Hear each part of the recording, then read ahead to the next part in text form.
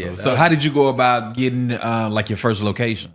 So you got the machine. Right. Where do you put it? Exactly. So that part, that's what I had to Google and YouTube everything. I was like, bro, I don't know anybody in the machine company. Like I looked on Twitter, and then that's when I was able to find some people, but they all across the world. So it's like, I don't really want to just DM people, ask them. Well, no, I actually did some of them.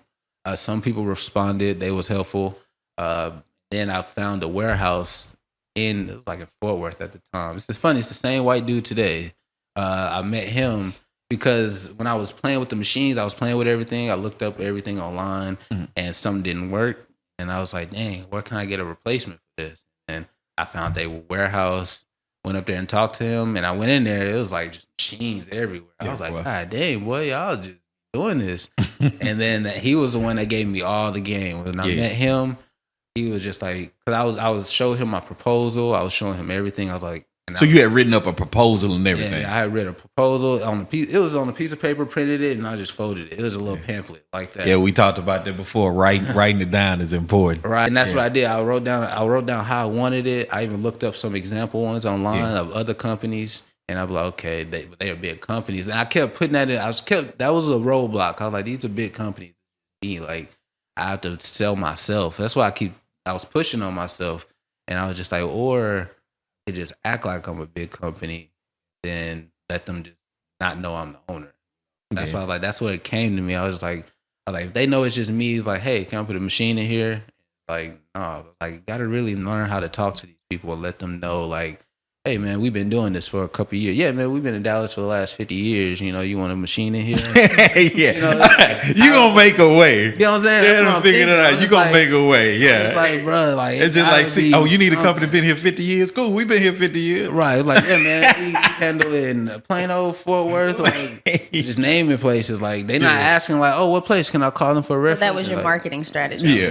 That was my marketing strategy. I was like, hey, man, I got to let these people know I know what I'm doing. Yeah. Like, even though I don't know, but I was like, I can learn as I'm going. Like, Right. Yeah, I'm gonna figure it out. No, but because you're hard in the right place, and if you Exactly. intend on doing good business from the beginning, exactly, you intend on it. that matters. Now, Push if you, through, you know? yeah. But yeah, so I walked in. It's like I was working in Louisville, and I had like a 45-minute lunch break, and I was like, all right, at this time I'm just driving around these places, see what's around here, going and talk to people.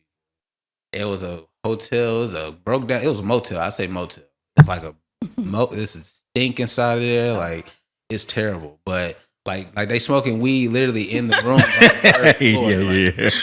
Like, the police roam around there so much. But I was just like, I'm from Freeport. I don't care. Like, I ain't worried about that. Like, and I'm like, bro, I'm strapped. I ain't worried about nothing. You know. Yeah. And so I walk up in there. I'm like, hey, yeah, I'm with a vending machine company. We're trying to see if y'all like a machine. It's like, yeah, we was actually thinking about getting some on the third floor. And I was like, hey, I'm your guy. Like, whatever you need. Like, and then he was like, yeah, give me your business card. I was like, I got a pamphlet. And I gave him the pamphlet, and then he was just like, okay, I'll get in touch with you. I'll say like a couple of days go by. I was like, damn, bro, this nigga not gonna. But so I just went back up there. I was like, bro, I'm gonna keep going up there. Yeah. And then he was like, hey, yeah, I remember. And then he would just keep talking every single time. And then he was like, hey, just give me your number. I'm going to call you. I was like, all right. They'll never call me. But so I just like, bro, I'm just going to keep walking back. Because he already told me we looking to get one. Yeah. And I was like, let's see, he didn't say no. I was like, he didn't say no. I'm going to keep bothering his ass. And you was consistent. I was consistent with it. I was like, bro, all right, I would give it. I was like, I gave it every other day. I was like, I'm not going to go every day. I'm going to go every other day. Yeah. And I would go at different times. So I was like, I'm going to go before work. I'm going to go in the middle of work. Go after.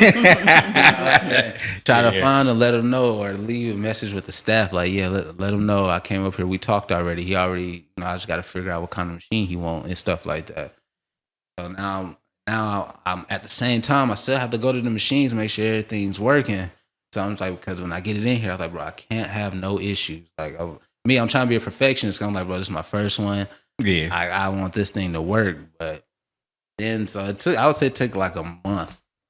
Following up, me going back and forth. And then he was finally just like, okay, yeah, go ahead and do it. I was like, all right, bet, I'll have it this day at this time. And it sucks because I had to call movers, like mover companies, like just call. Where were you storing it at during all this time? In my mom's garage. Yeah, It was all in my mom's garage. That's why I was like, luckily she had that garage, because I know them storage fees probably would have Yeah, I probably because I only gave her. I told her I'd pay her monthly, but I only paid her like $20 like a couple times. Yeah. The month was in there. The machines was in there for like 6 months. Yeah. They were just in there, and I was just trying to find places. So I would say it took me. So it took you 6 months to find your first location. I would say it took me 6 months. And you were consistent and didn't give up during that time. But I didn't. That's the thing. I wasn't even cold calling. I was strictly just going inside a place. Oh, so you were going. So you were walking in time, then. Yeah. At that time, I just had a stack of pamphlets or like I would look up like wash. Like I remember it was a laundromat that just opened up. I would look for like new, just not open signs. I would just leave them over there. Oh, okay.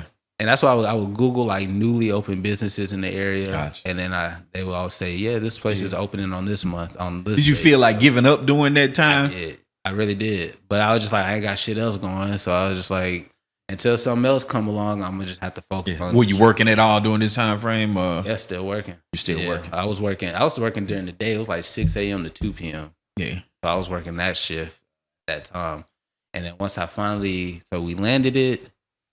What was that? October. It's actually So next month will be 4 years. So it'll be October. It was like October 17th.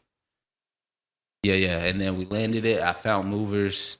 They taxed the hell out of me because they were just like, vending machine, bro. We ain't never moved a vending machine. So you call it just a regular moving company? Yeah, Google mover companies. I was just calling everybody, not knowing there's people that strictly. But you figuring it out. Exactly. Yeah, you figuring it out. Figure it out. Yeah. Especially the white dude I was talking to was like, man, we could have moved it for you. I was like, I don't know why I didn't think of that. Like, you got all these machines, you have to move it some way, somehow. I'm not thinking of that. But I had to get some movers. I had no card readers. It was just all cash machines. Yeah. Put them up in there, and I was like, all right, cool. I ain't going to come back till next week to check up on it. Yeah. My ass went back the next day because it's right next to my job. So I'm just like, okay. I'm about to go up in this hole every day, make sure see what's going on. Like, something going to shake up. Like on lunch breaks, I'm driving up over there. I'm looking at it because it's a motel. Like, it's not locked. Like, anybody could literally just walk up in there. Like, that's what I'm saying. It's one of those. But and then I found out people been breaking into it. They found a way. The things was loose. Like, you could just hit it like a couple times to lock and it'll pop out. And they was just opening it, taking stuff out, closing it up. Like, nothing happened. Putting it all nice and neat back. All right, and that's why I was just. So you got your location, you got your machine, and I got it moved in there. Already, they tax you on the move. Already, and then you getting stuck. Already getting messed up. Like, so how long did it take you to figure that out? How long did it take? I would say a good month because the dude inside of there, he told me that's what our customer service come in at. He was like, "Hey, bro, that machine be popping open and a lot of people be taking stuff out of it." I was like, "What you talking about?" He showed me like if you do this. I was like, bro, I appreciate it. I gave him some free stuff too. Again, like, hey, customer service being cool with nice to people. You know what I'm saying? They knowing how you is. It's like, I ain't gonna let this dude keep getting robbed like that. It's like, and that's why I was just like, hey, I can't. It's funny because I was just like, bro, I've been sitting here coming up here every day. Not know it because I'm pulling money out because like I'm literally taking the money every time I come up in there. I was like, damn, bro, they made like $3. Damn, they made $6. When you was probably making 20 and 30. And exactly, don't even know it. I'm over here happy. Exactly, and they were stealing the product, and they were taking the product. That's what I was counting everything. I wasn't even counting everything. I was just like, shit up in there. I look at the receipt. I'm like, okay, I spent this much. Yeah. So you weren't counting everything, and then you was just putting it in there, filling up the machine, filling it up to the T too. And they getting all. I'm like, okay, this whole movement. I was like, not putting two and two together. Like, product plus the money that you're pulling out is not adding up, bro. Yeah. Like, I'm not thinking that. I'm just thinking like, oh yeah, this whole going good already. Like, but once he told me that, I went to the warehouse dude, and he was like, oh yeah, that thing happens a lot when it gets old. You just need a new one. And then he gave me a new one, and I was like, bro, how am I supposed to put this on there? Like, because the way it is, it's weird. It's like you gotta attach it, you gotta take it off, and then put it back. So now you gotta fix it. Exactly, and I'm just like, but he's like here, I got one over here, and then because he asked me like what's the model and stuff, and I would tell him, he's like, oh yeah, I got one over here, let me show you, and then he told me like take a video, so then when you get to the machine, you know exactly what to do.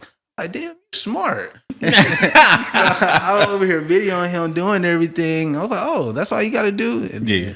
And then so I did it on that one, and then years later, I'm doing it again on another machine. Did he just take a liking to you when you first met him? I would say so. I was so young. I would say at the time I was like 21. Yeah. But yeah, he was really liking to me. I even asked him, I was like, bro, you ain't got no kids in here helping you? Because he old. That's why I was just like, bro, like, But he told me like, nah, none of my kids don't want nothing to do with vending machines. I was like, hey, well, whenever you get ready to get rid of your stuff, let me know. yeah. That's what I told him when I first met him. I still tell him that to today. Like, y'all still do business today? Still do business with him today. That's like, good. I actually just hit him up. I was supposed to go see him this morning, but I woke up.